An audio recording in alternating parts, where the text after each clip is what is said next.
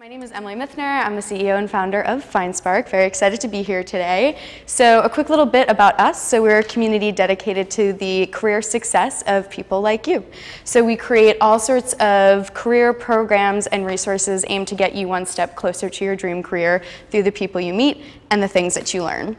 And here are just some fun numbers and stats about us. So we are an online and offline community, and we're first and foremost, really proud of the community that we've built in terms of people who participate in our programs, ranging from students and young professionals like yourselves to awesome speakers who come in and share their stories, and employers and companies who recruit through us.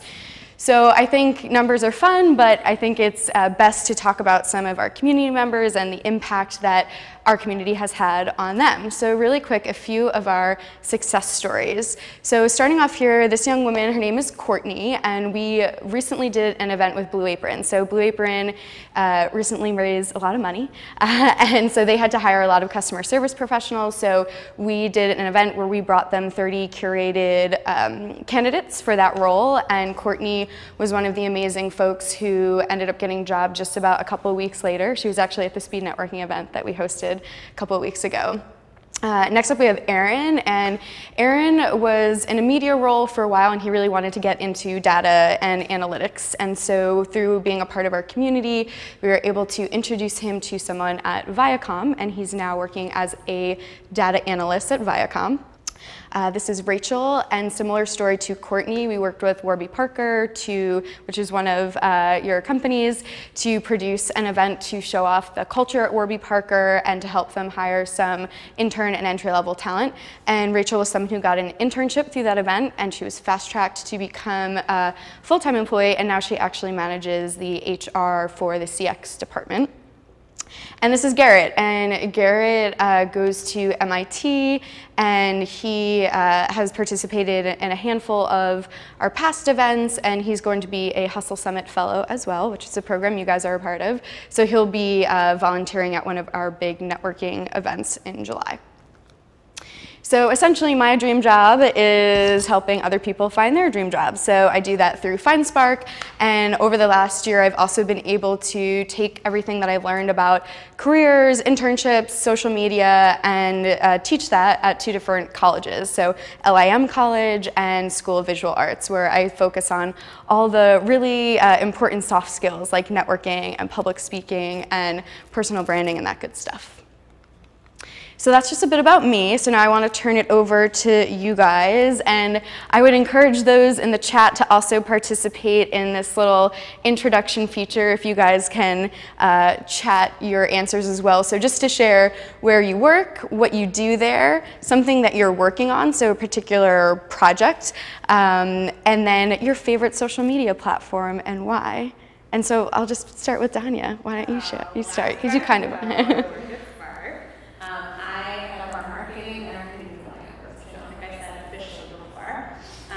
and I do a lot of events in programming for our companies on startup skills, compile resources, list service providers, templates, data sets, and I also handle all our communications and our writing and social media. My favorite social media platform, I mean, I have to say Twitter. It's one of our most awesome investments. My name is Joe. I have a fashion startup named Rolling Surprise. I also have a big-time job doing it as a sourcing leader. I'm a fashion student at LIM College, major in fashion merchandising. And my favorite social media platform, I would say, is Instagram, because I love to get artsy and take pictures and express myself. Great. Hey, I'm Gabriella. So I'm a recent college grad from Georgetown. I just graduated in May. So currently what I'm working on is building my network. So also in terms of professionalism, like using different social media platforms to brand myself. So definitely working on that right now. And also, my favorite social media platform would have to be Twitter just because I find it easier to express myself in 180 characters, and it's easier to talk to people who I've never met before, especially for me within media and entertainment. So We'll jump back, Dan. You can introduce yourself too, and then we'll come to you later. I used to start portfolio. I used to say you use stock market, so kind of like New York Stock Exchange or NASDAQ, those are our competitors.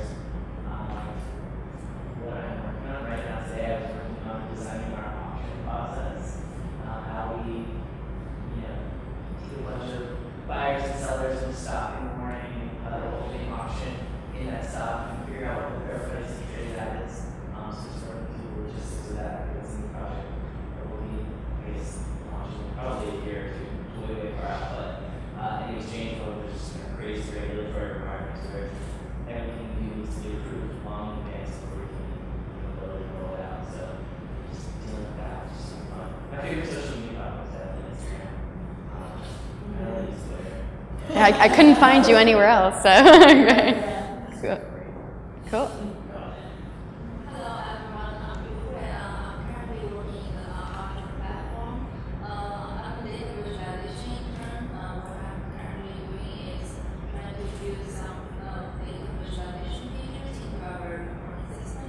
My favorite social media platform is LinkedIn because I'm trying to find a full-time job and there are many opportunities there.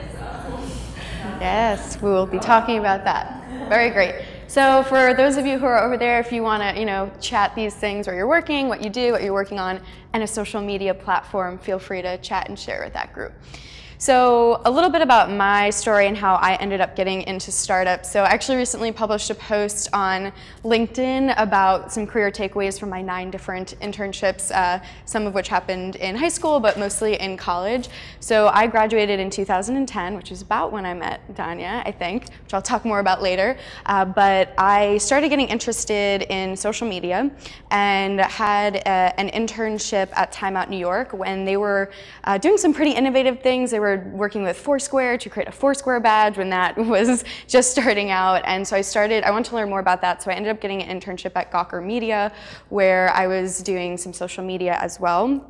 And I had internships, but I was still looking for that full-time job. And so I started going to a ton of events. And I also started taking advantage of all of the networking opportunities my internship supervisor presented me with, one of which was working at a big event during Internet Week called the Webutante Ball. And so at that event, I met a lot of people, including a guy named Simon Burke, who I will talk about a little bit later, but really all through putting myself out there by going to events, getting active on social media. Twitter also became my favorite social media platform for networking, just by not focusing on what I didn't have. When I started out, I had no connections in the startup world, but just through, again, putting myself out there, going to events and networking, it was a little bit of a domino effect. And now I get to work with startups in a lot of different ways. I work with VC firms to do programs for their companies and interns, and we helped connect a lot of startups to our community members. And my second full-time job was at a startup as well. So the things that we're going to cover tonight is just talk a little bit about startup culture and what makes them different and how to excel there. We'll talk about networking, public speaking, your online presence, and then we'll also do a Q&A with Dan and share his story. And then I also want to do some goal setting and Q&A. So something that's really important to me as an educator is to make sure that you not only leave inspired after my workshops, but that you also have things you can put into action. So we'll end with that. Okay, so startup culture. So something that's really important to realize is that no matter what you do, there's going to be a lot of other people who do literally exactly what you do, right? So there are other people who are looking for a media job, who have a fashion startup, who do data visualization, tons of them, right? So ultimately, at the end of the day, what's going to separate you from everybody else is you, right? because there is only one you. How you act and your personality will have a big effect on who you meet, who wants to work with you, and ultimately what career opportunities you're presented with. So I would challenge you to embrace you, and when you're in the job hunt, which most of you are, even though you have internships, that you really think about how you will do well and what sort of companies you will do well in, and not mold yourself to fit in where you are or change kind of how you like to act to sort of please people, because ultimately you want to find a place where you can fit in being you. Because a really important thing to also remember is that opportunities come from people.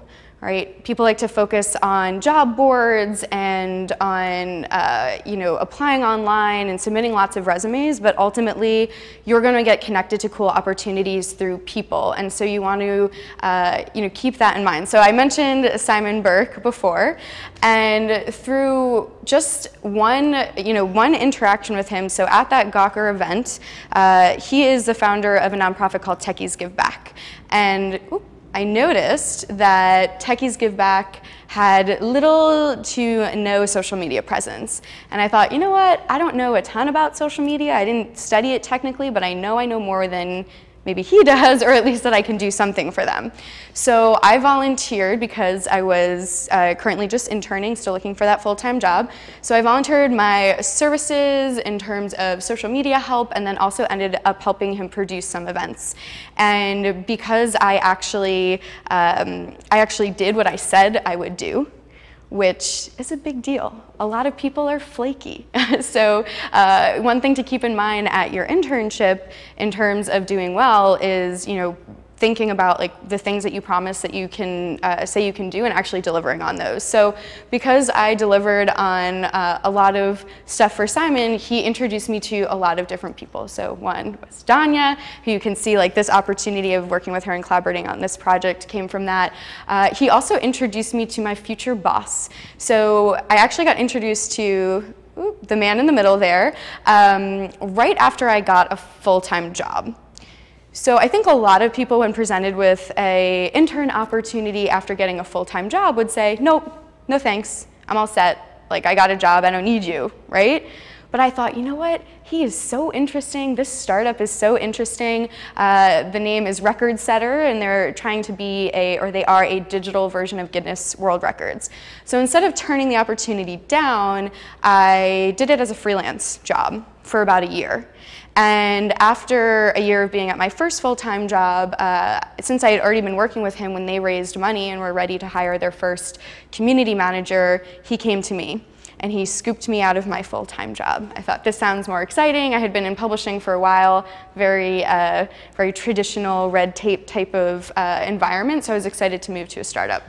And then he also introduced me to Dan Kazakowski, who does community at Firstmark Capital, and so through that connection, I ended up working a lot with startups as well. I've been running for the past 2 years their intern recruitment program called Firstmark Elite, where we get together, we get a lot of tech talent interns to apply kind of en masse, and then set up a whole interview day for those portfolio companies. So all of these really amazing opportunities, came from one person that I met at an event, but who I also, put myself out there to, right? And I did work. I made things happen for this person, and ultimately that led to a lot of great opportunities. So I think thinking about this kind of thing while you're interning, in the sense of, what can you do to help others to fill gaps, and realizing that, those people who you're helping, who you're connecting with, can connect you to opportunities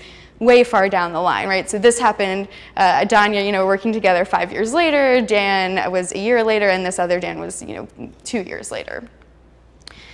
So depending on, what type of startup you're at, there might be more or less structure. So for instance, you mentioned 40 people at your company. You guys, I don't know who's out there exactly, what size companies there are, but I think what's really, really key at being at a startup, and this is something I learned through working at Record Setter, is being overly communicative because things move really, really fast, and especially if you're in an internship role where you have a limited amount of time, you want to make sure in terms of expectations that you're on the same page. And also understanding that at an internship, especially at a startup, you have such a great potential to make a really big impact. And so making sure that you and your manager and your team are on the same page about where that impact will lie. So, for me, when I was at Recordsetter, I was reporting to the CEO, and the CEO was very busy. So I had to, a lot of times, be very proactive about getting meetings, getting on his calendar, and making sure that I had the guidance that I needed to, to have the impact that he wanted to see. So I think that's something that's definitely unique about a startup, that you sometimes have to be a little more, I don't want to use the word pushy, but vocal about getting the support you need to make sure that you have the resources and have the ability to achieve what they want you to achieve. Another really important thing is to not be lazy.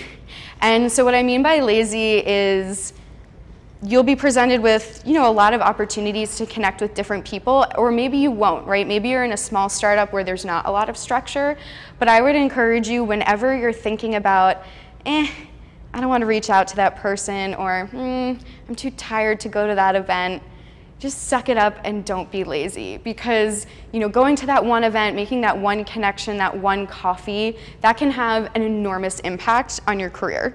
And this is just a personal example that I like to use. So I was introduced to this man, Juan Martinez, and I thought, we can just discuss meeting, through email, right? I don't need to meet up with him. I didn't want to wake up early. I didn't want to go to the Upper East Side to meet with him, but he was very insistent about meeting in person. So even myself, as the queen of networking, sometimes I don't feel like going out, right?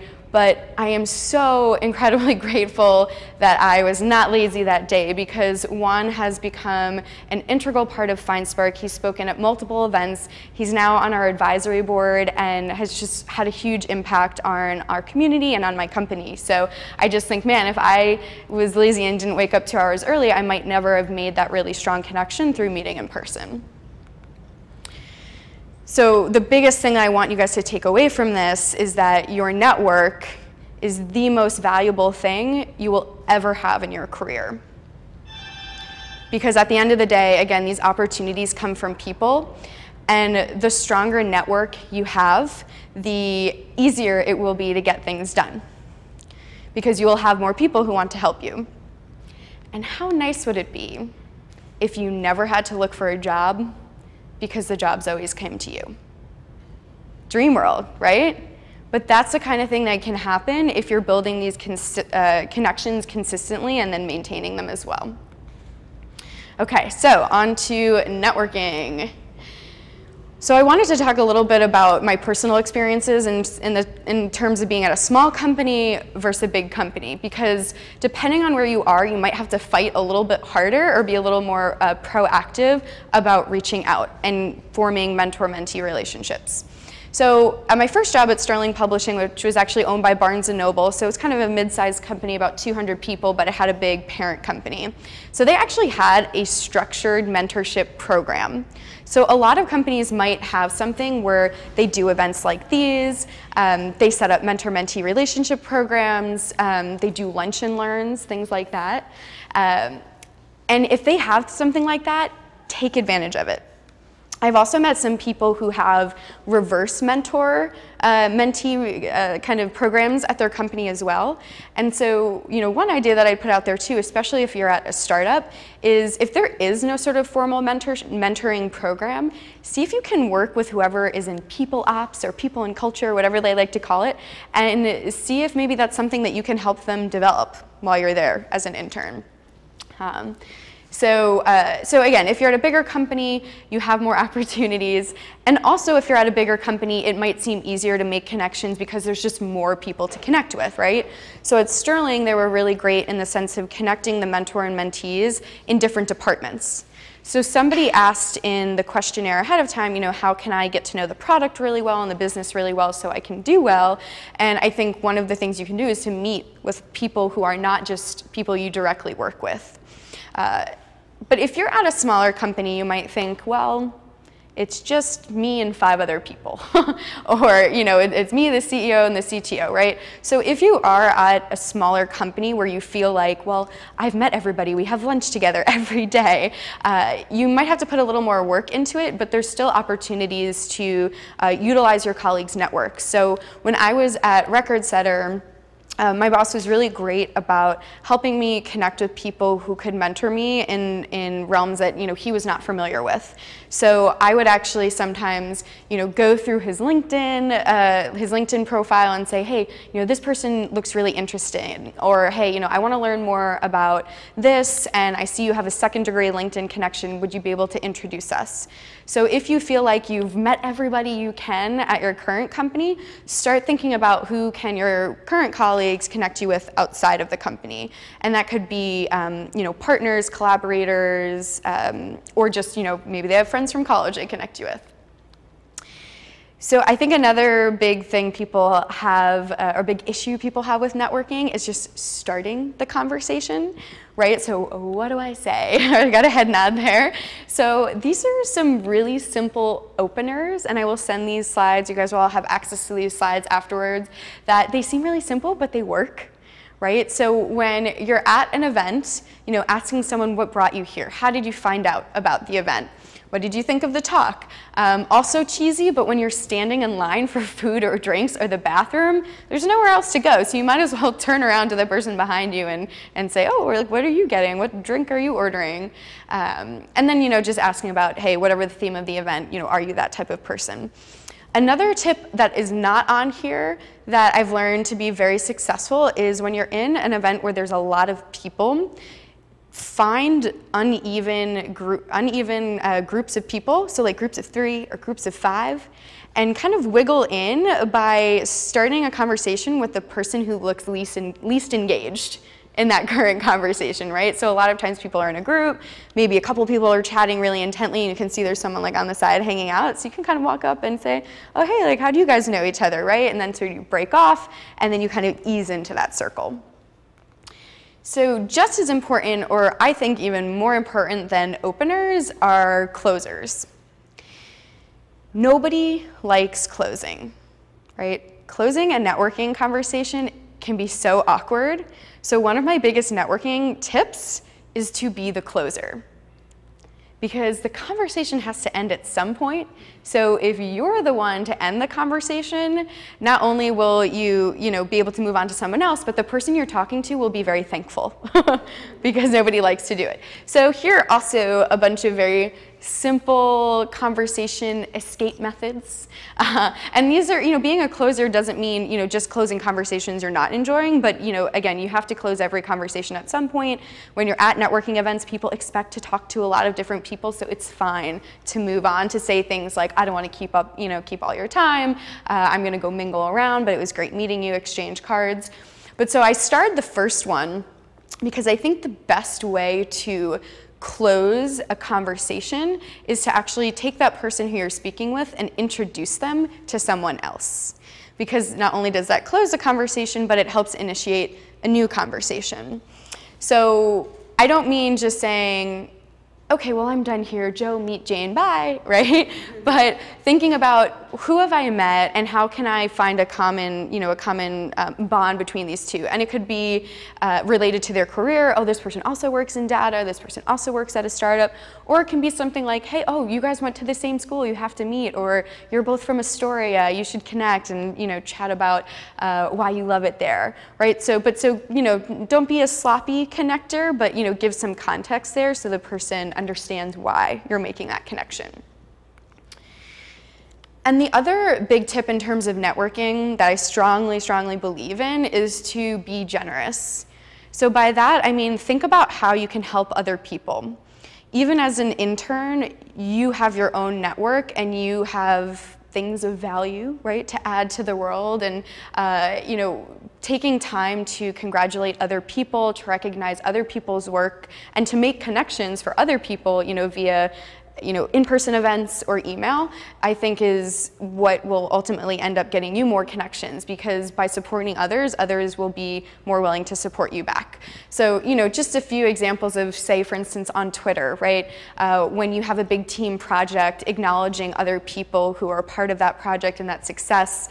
So this young lady over here, this is Taylor.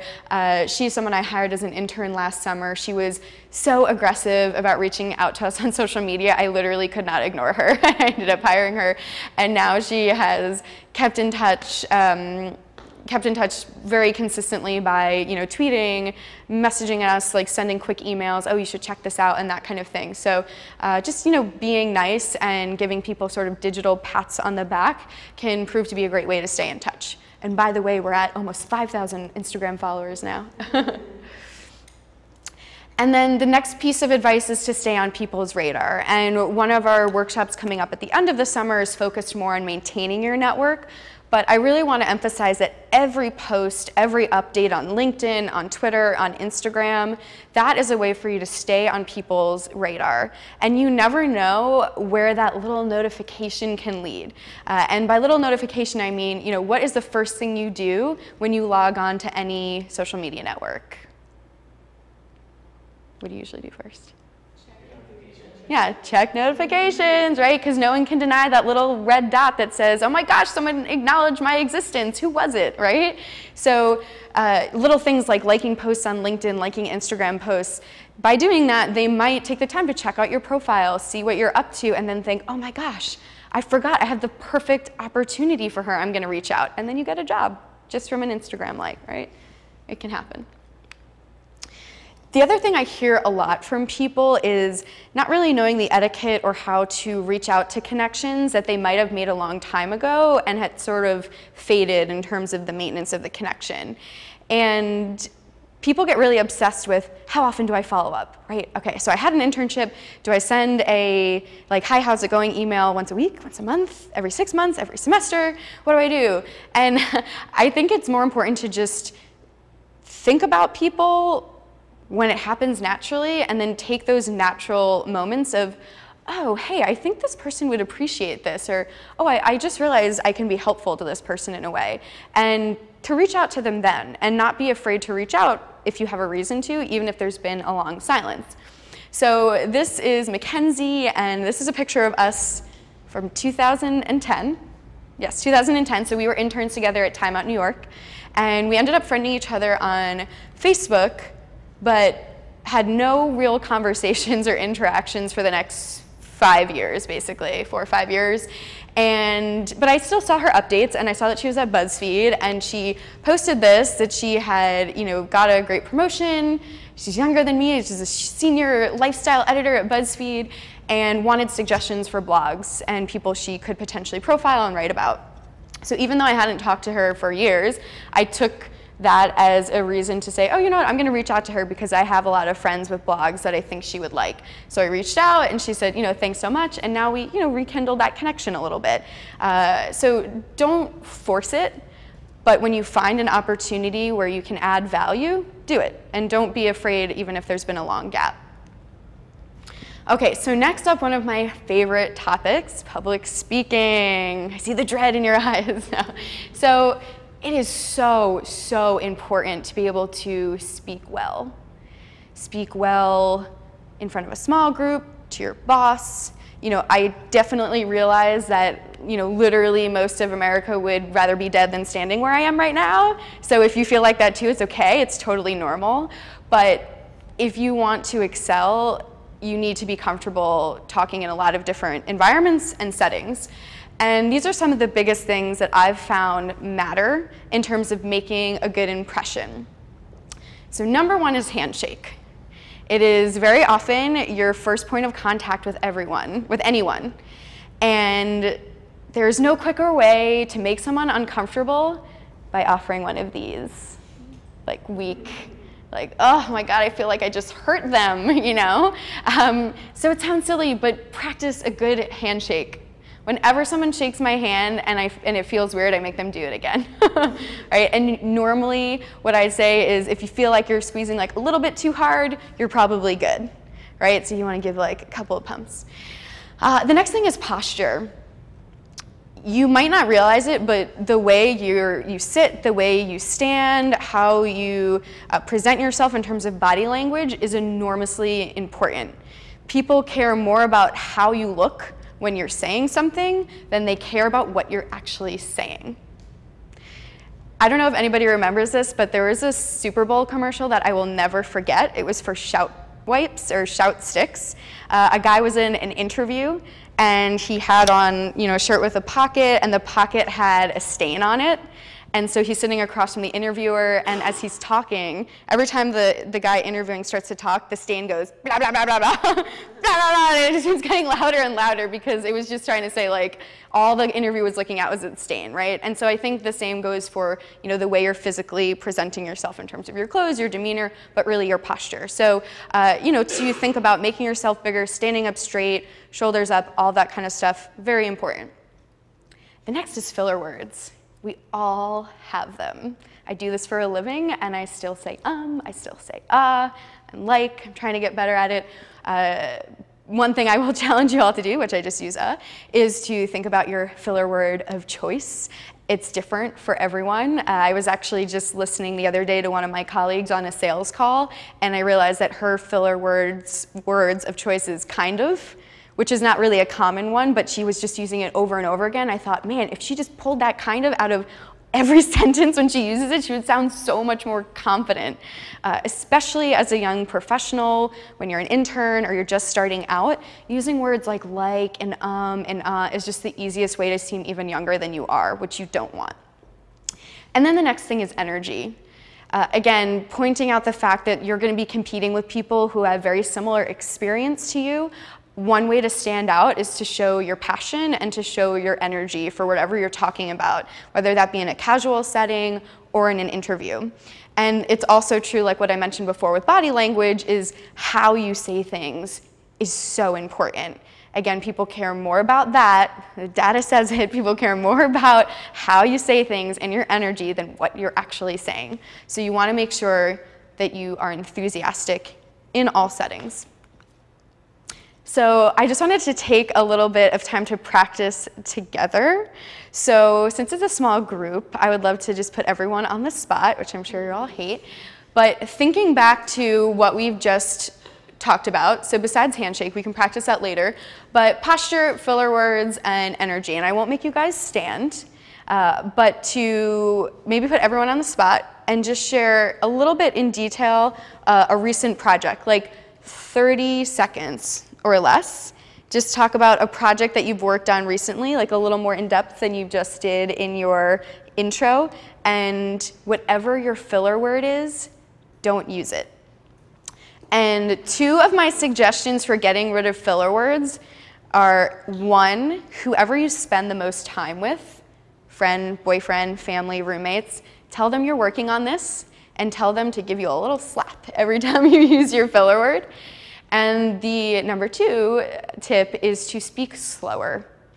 It's fine to pause, it's fine to think, and it's called filler word for a reason. People get uncomfortable when there's silence, and they use these ums, likes, whatevers to fill that silence, but don't be afraid to pause. Dramatic pauses can be very effective. So I'm going to start with the young lady who walked in, since we haven't put you on the spot at all yet. So you can, introduce yourself, let us know where you work, and maybe just tell, 20, 30 seconds about a project you're working on. Okay, sure. I guess I just use the introduction. I'm Jenny, and I work at Splash. I'm from Swarthmore College. I'm a rising senior, so I'm going to graduate soon. Looking for a job. Well, so recently we're working the design for a main tool, our main product. It's a website building tool for building Splash pages.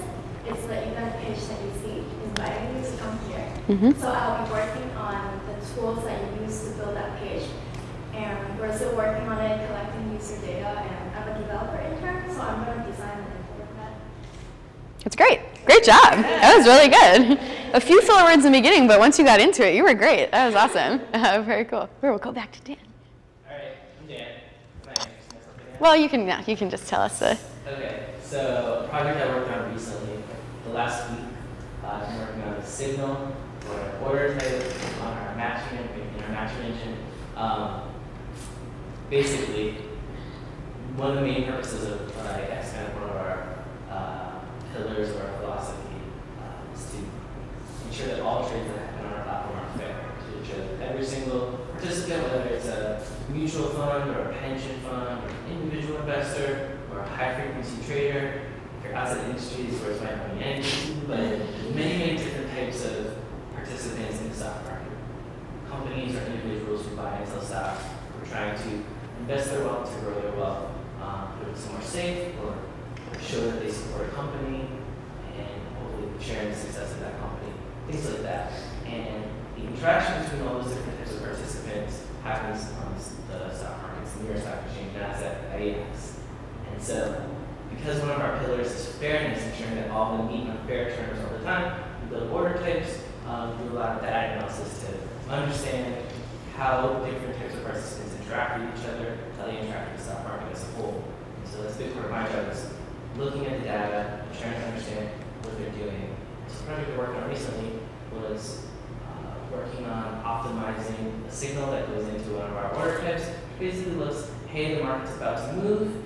Any trades that happen at this old price are probably unfair trades because the market's going to be higher in a split second.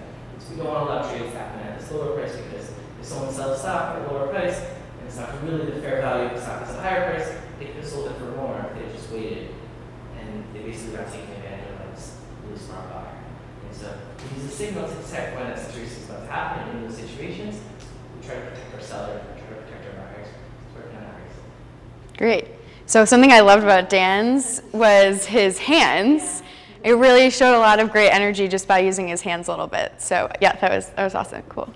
Okay, you want to go ahead? Okay. Recently, I changed my business strategy. As I started, I was focusing on spending a lot on products, and I changed my business strategy. I'm focusing more on building a brand. So as I first started my brand, I had an idea of, I wanted to represent entrepreneurs, but I was kind of getting away from it, and I came up with this strategy where I wanted to, like the most successful entrepreneurs, I wanted to have them sketch. So I called my assistant, person that helps me with my sketches, and we came up with the sketch with Steve Jobs, Bill Gates, and Jay-Z. And I dressed them up, styled them, and I think it was successful to join, actually. Great. Very cool. Awesome. You speak nice and slow, which I like, right? Okay. Because a lot of people rush, and I think that's a big mistake people make because they feel nervous and they just want to get through it. So I like that you sound like nice and calm and cool and confident, which is great. Okay. Okay, so one of the recent projects that I recently worked on was when I was in school, there was a need for a fashion event just because there wasn't any at the school. So I was part of the organization called African Society of Georgetown, and within that, I was able to implement that idea to the president, who okayed it after sending him a proposal that I had sketched. And after that, I was able to come up with a group of 4 to 5 people, a team, that was able to help me create a budget. They was also able to help me find clothing in which different designers were able to donate, as well as finding a venue so we can have the project in. And overall, it was successful. For the first year, we made sure it was free to accommodate people in terms of, I don't really know what this is, but I'm gonna go anyways. So with the first year, we had about 150 participants come and see the fashion show, and then we started to grow, 200. Our last year was about 350 students from across Washington, D.C. So. That's great. Very cool. I feel like so relieved afterwards, right? So another thing that I noticed a lot, so I mentioned I teach, and a big thing with getting them to speak is people have a hard time ending, and they actually end a lot with "so yeah." So that's a big thing to think about too, is just ending and being confident with closing your thought. But that was an excellent story, by the way. Good project.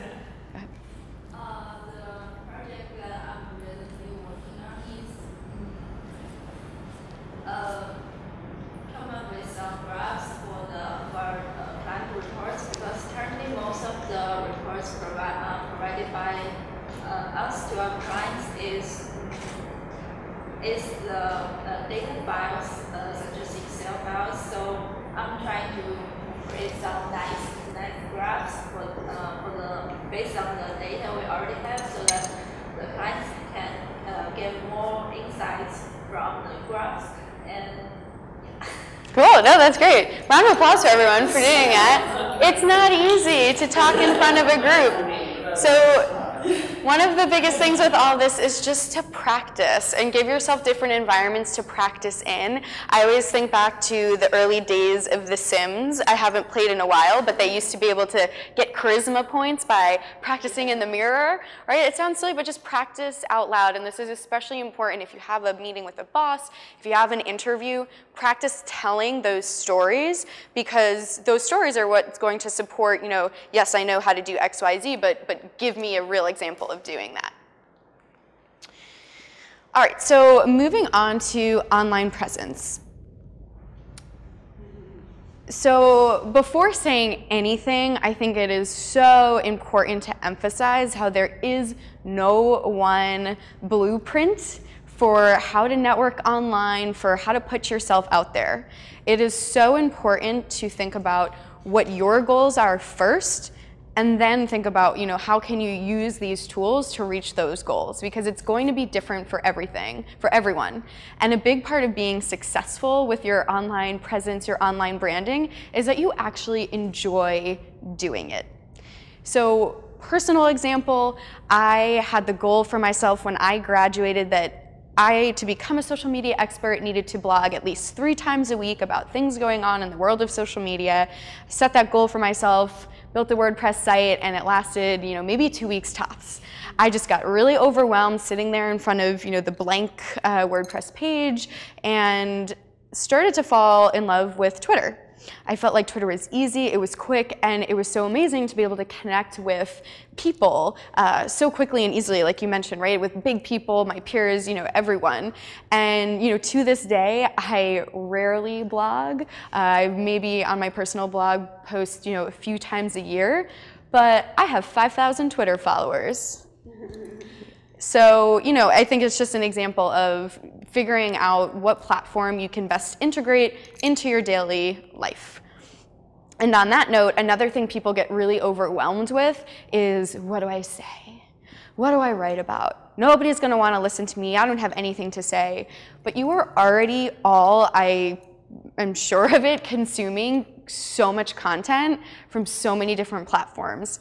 So instead of being obsessed with what are people going to want me to say, just post when you find something interesting. Post when you feel like you've found an article that would be helpful. You know, tweet at 2 people when you feel like it would be helpful to connect them. Do things naturally and don't feel like you have to, you know, create this whole nother level of content to put yourself out there. Just use what you're already consuming. And some really big, easy tips. So LinkedIn is huge. If you don't have a LinkedIn, you need to have a LinkedIn. And this is something where I'm kind of going back on what I just said in terms of, you know, do what works for you. I really do think everybody needs to have at least a basic LinkedIn. It's very important, I think, no matter what industry you're in. And a couple of big tips with LinkedIn. So number 1 is that you can make a custom URL. If you guys didn't know that, right? So instead of having the default with a bunch of letters and numbers, you can put your name. If you have a common name, you can come up with some sort of alias or that sort of thing. But this is much better than the default because you can put this on a resume, right? You can link to it on your email signature. You can write it out and it'll look very nice. So that's an easy one. The next tip is something that I personally just learned, and I'm curious if you know this as a community person. did you know that you can download all of your LinkedIn connections as an Excel file? Yeah. Amazing, Pretty amazing. right? So, of course, obviously LinkedIn is a great tool for, typing in a company and see if anyone you know works there, but it can be a little bit cumbersome to search through your own network on LinkedIn, so it's kind of a hidden gem. They don't really promote this very much, but if you just, ooh, that's my phone. So if you just Google download LinkedIn connections, it's like a one-button process. So that's just something that's useful for, every so often, download your connections. You can easily see like who works where, what titles do they have. You can do a control find to see who's got the word data in their title, right? You could probably make some fancy visualization of all your connections. So 2 really easy, quick to implement tips there. The next thing is to just think about your usernames. So I just bring up Twitter as an example, but obviously any platform you're on, you're going to have to come up with a username. And these are examples kind of, ideal to not ideal, right? So I think whenever possible, it's really great to be able to have your name on all these platforms. But of course, not everybody has an uncommon name. So you can do things like add, hey in front of it. You can add, initials and things like that. But just be cognizant of my rule of thumb for handles and account names and that kind of thing is you should be able to say it to someone at an event and they shouldn't be confused, right? So, my issue with this person's name is that there's like if she just said that to me, oh snap, it's T or Ty, like it could be written a gajillion different ways, right? So not good. And then Justine, awesome community member, but this looks like an AOL screen name from 1998. So make it easy to remember, make it consistent, and if possible, be consistent across all your platforms. So your website, your domain, your LinkedIn, Twitter, all that good stuff. Another really important thing is to think about your bios on all these platforms. You want to give people as much information as possible so when they're clicking on your profile, they're learning more about you and not getting frustrated because there's no link and there's no information. So I think a really good template, regardless of what platform you're writing for, is what you're doing, what you've done, and something fun. So what you're doing, entertainment professional, intern at the Orchard, what you've done. So what was your previous internship? Where did you go to school? What sort of club leadership activities did you do? And then something fun. People, again, want to know who you are as a person, and so putting in things like love skiing and nature, or triathlon, or but just give something for people to have as a talking point, because connecting on that human level, in an everyday setting, in a networking setting, in an interview setting, just makes things so much more simple and kind of easy. So always try to think of what sort of fun thing that you can add. But then also, especially in places where you have more room, so say like LinkedIn, one of my big tips is to move your LinkedIn summary to the top and tell people why you do what you do. The amazing thing about your online presence is that you have total control over what people are learning about you and what your story is. And you really want to take advantage of that. So, talking about why are you interested in data? What got you into that, right? How did you start out as a programmer? Why are you interested in fashion? What about media are you interested in? Give people that extra story so that they can get an understanding for why you do what you do. Another simple tip is rich media. So this is a newer now, I feel like it's a couple years old, but not a lot of people are taking advantage of it. So you guys are all creators, right? You're creating things, you have projects that you've worked on. So put evidence of those projects in your LinkedIn.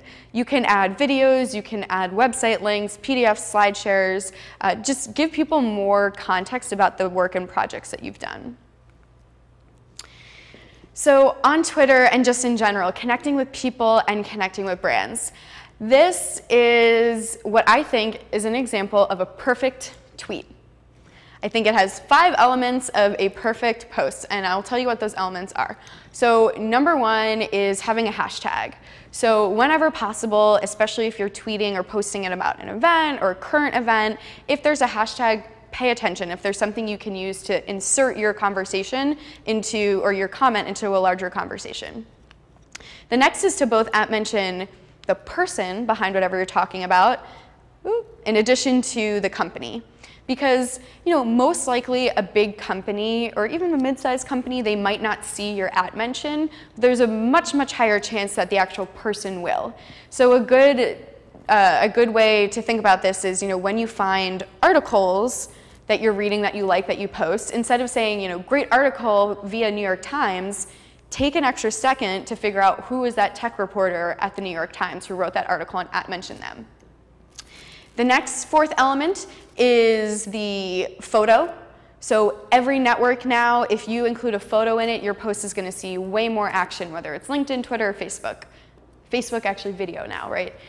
So include rich media when you can.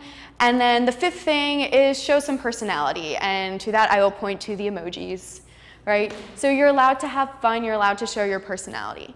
And you can see this tweet was actually favorited by the company she mentioned, MRY. And I would like to say that maybe not the specific tweet, but because Nancy did such a great job connecting with MRY through, on her own terms and through the FindSpark community, she is currently interning at MRY, and that is her dream internship. Another really important thing, though, to think about when posting, and these are screenshots of one of the Spark Capital team members, John, is to add in your own opinion, right? And tell people a little bit about why you're posting something. So there are a lot of different ways, that you can tweet. So you can, write your own tweets straight up. You can retweet other people, of course, and now this is a bit of a new function. When you retweet someone, you can have just as much space, I think 140 characters, to add your own comment above. And you can see John here does a good job at mixing up kind of all formats. So you don't want to just be all retweets. You don't want to just all be talking about yourself. So, mix it up every so often so people can get a little insight into your view, why you're posting the things that you're posting. And so one thing, of course, I'm sure you're all busy, right? You're job hunting, you're going to school. Job hunting is a full-time job. You're working and you still have to job hunt. And you might want to have a life and see your friends or run a triathlon, right? There's a lot of things you're probably doing day to day, and so it can be really overwhelming to think about putting yourself out there, going to another event, meeting up with another person for coffee. But I guarantee you that if you spend more time, or you invest the time and effort into networking online, into your online presence, you're going to actually save time. And I know it's a little counterintuitive, but it's kind of one of those, theories of you have to spend time to save time, right? Spend money to make money. But if you're not networking, if you're not putting yourself out there on these platforms, you are going to hands down miss out on opportunities. And you don't want that to happen to you. Right? Like I said in the beginning, what dream world would it be to always have opportunities come to you, right? And by doing these sort of things, that will happen to you more and more. And the other really important thing is to just start as soon as possible with all these things. Don't wait until you feel like you need something. Okay, now I need a job, so I'm gonna go to the event, or I need an internship, so I guess I'll meet that person for coffee, or I'll start tweeting, okay, because my school is almost over.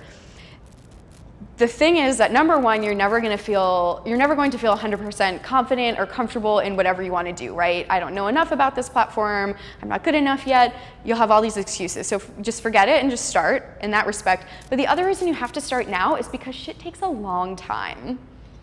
Things take time to form. Relationships, the connections that I mentioned earlier on, those have been connections and relationships have been building for years, right? The job hunt takes a really long time.